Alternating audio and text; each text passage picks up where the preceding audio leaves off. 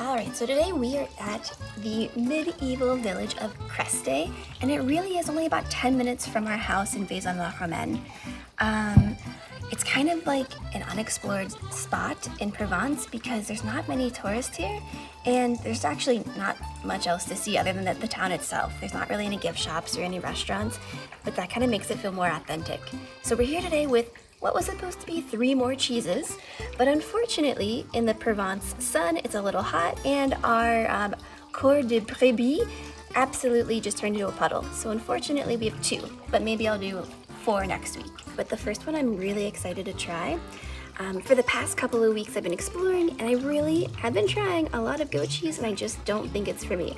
So I went and told the cheesemongers again at Canesteou and they picked out different ones for me, and this one is a cow cheese. But it's really different. The brown washing at the bottom of the rind is all from a walnut liqueur that it's been kind of infused with, which sounds super interesting. And when you unwrap it, you definitely get that like hint of like nut. It's like very like walnutty, kind of a little sweet. And so I'm wondering how it's going to infuse with the cheese. So let's give it a go.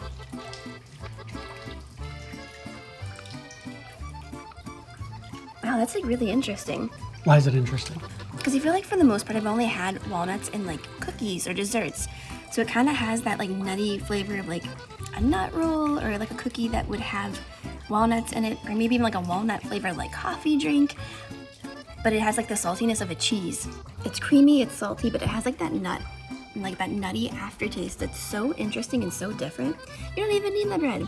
This is really good. That's delicious and unusual. Mm-hmm. Wow.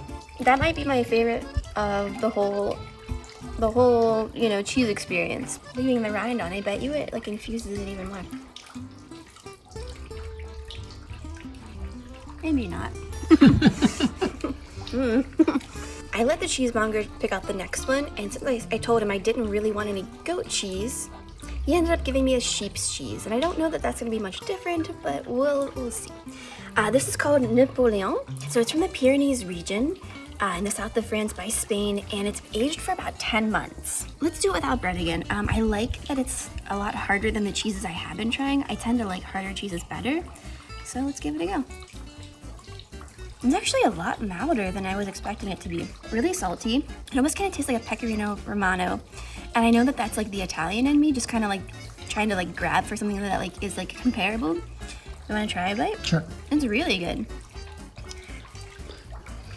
That's really good. I would almost call it a drier cheese because of the hardness to it. Yeah. Right? How hard it is. It has that like that salty like nuttiness to it, but it doesn't taste like you're like eating farm. No. I know. I feel like such like a an American saying that, but like I'm branching out slowly. So I wasn't really thrilled about the idea of eating the third cheese that was selected for me anyway.